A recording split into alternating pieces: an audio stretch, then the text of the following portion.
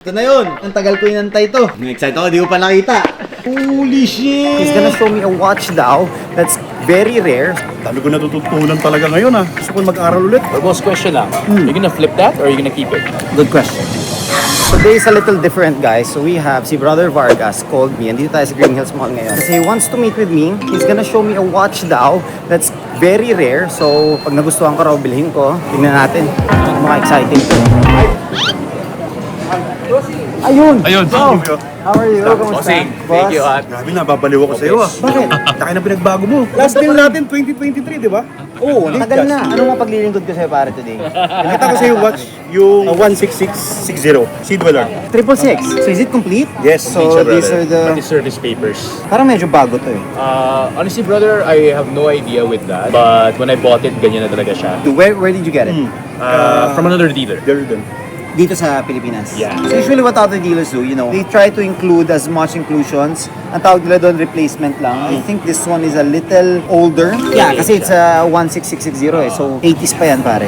Okay. Siyempre, pumunta ako dito. I brought my tool. Kung mawawala yung pito ko. Okay.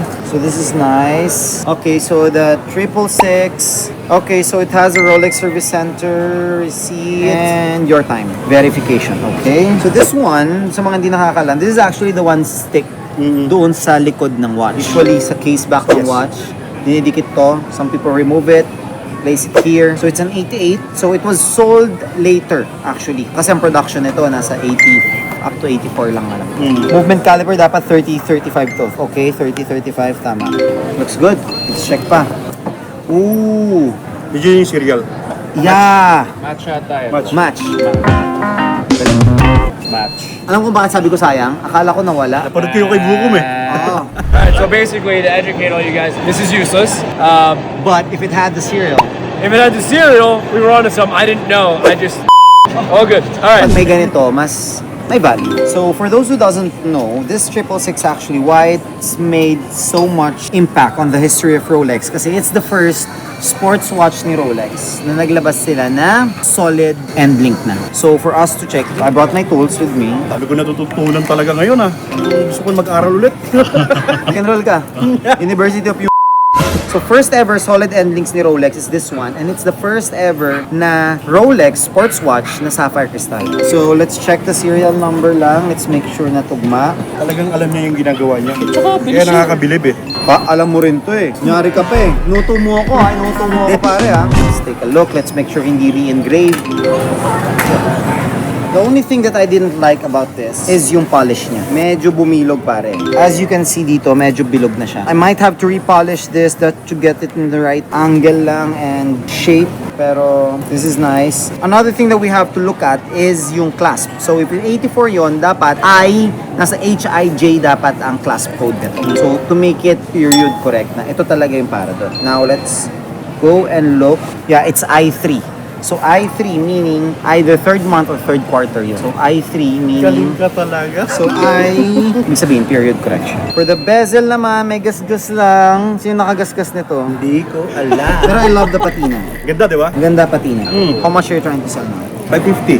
550. Done. Sinasabi ko sa'yo. Ba't ako tatawa? Di mura yung bigay. Kahit 600, kukunin ko to to be honest. Pero okay na. Gusto ko sa'yo. Minsan ka lang tumawag pero may laman, di ba? Abang-abangan mo kasi ako. Alright, sige. So, I'll still have this checked by our Gentry Care Service Center. 7-step. Ganda nito. Oh, laman mo na. Akin ba to? Yeah. It's not on the menu. Kapag din tayo dito, hanapin nyo to. Para magkagulo. Sarap ha? Boss, question lang. You gonna flip that or are you gonna keep it? Good question.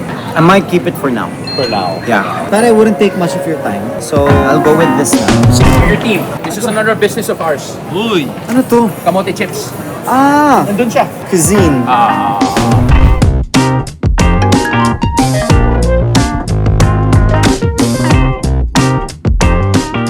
Done deal. On to the next, pare. Pero syempre, papacheck muna natin si 7-step. Alright, we're back here at the shop. Pare, may pupunta lang dito ha. May di-deliver sa akin. Napakagandang. Ano naman yan? Yu-Gi-Oh card naman. Ay, alam mo naman, na-addict ako sa TCG ngayon, pare. Pero Yu-Gi-Oh. Bossing, kamusta? Hype nga pala. How are you? Nice to meet you. Ano pare, dala mo na? Ito na yun. Ang tagal ko inantay to. Excited ako, di ko pa nakita. Holy shit! Kuribo. Kuribo! Grandmaster Rare ng Kuribo pare. This is the overframe. Full art ni Yu-Gi-Oh! Almost 30 years na sila pare. Ngayon lang sila naglabas. February 28 lang siya ni-release this year. So, bagong-bago talaga. Sino malaman kung magkano yung value nito pare? Pakita ko sa'yo para magets mo. Ayan pare. 13,737. Population niya is 10 lang in the world. Pero this is 100 talaga in the world. Ito, ang maganda rito pare, hindi siya Asia version. Actually, kaya ako gustong-gusto to. Kasi 21 out of 100. My favorite number is 21 kasi. Kaya nung nakita kong 21, sabi, shit. Kukunin ko na to. Ganda. Kita mo, City? Dapat ganito yung napapull natin sa lahat. Para ang dami kong box ng LOCH. So, 100 pieces lang ang ginawa ni Yu-Gi-Oh na to. Tapos, what are the odds pa na maging PSA 10 yung grading niya? Tapos, favorite ko si Kuribo. Actually, tatlo na yung Kuribo ko. So, iba-ibang mga dati pang mga Kuribo. Kasi sa lahat ng mga monsters ni Yu-Gi-Oh, puro monsters si Yu-Gi-Oh, ito lang yung cute, pare. Si Kuribo lang yung cute, eh. And, magkano to? Times 61.5. O, diba? Gano? 844,000 pesos lang naman. Investment! Tataas pa to, pare. Nakuha mo na? Ito. Ayun oh. Grabe, holy grail to, no? Oo, Ito yung pare. grail. Yan ang grill. Diba? Grandmaster Rare! Na PSA 10, pare. Kuribo. Ano nila parin dito eh. Pero ako pare, yung mga collection ko talaga, Yu-Gi-Oh! Isa ka pa, boss. Nandito din yung isa mo, yung Dark Magician. Ah! Yes! Alam mo na, Yu-Gi-Oh! Pare. Pero ito, serialized to na Dark Magician. This is for display. Yes, ganda yung lalagyan yan, boss. Kita ko sa inyo ha, para magets nyo ha. Uy! Yu-Gi-Oh! 1 of 10,000. Hey! Kita mo pare. Yan ang mga koleksyon. Yan ang mga dini-display. Yu-Gi-Oh! The Dark Magician. Yes, pare. Tapos may serial yan. 6648 out of 10,000. Itong paborito ko sa magkakapatid. Thank you, boss, ha. Welcome, boss. Ito, ano lang to, mura lang to, guys. Nasa, magkano ba to? Not sure, nakalimutan ko na actually. Pero nasa ano lang to, nasa 20,000 siguro. Ako Yu-Gi-Oh talaga ever since kasi bata talaga ako. Gusto mo yung Yu-Gi-Oh. And it's going up in value, lalo na yung mga DDS, which is yung Dark Duel stories. Nalaro rin po. Duel. Oo, pare, nagduduel ako doon. May ganito ako dito, no? Oo. Pag naubos na yung life ko, sakit. Nasaktan ako. Ramdam ko yun. Pare, thank you so much, ha. Dito, ha. Boss, thank you, ha. Done deal. Thank you. Picture tayo.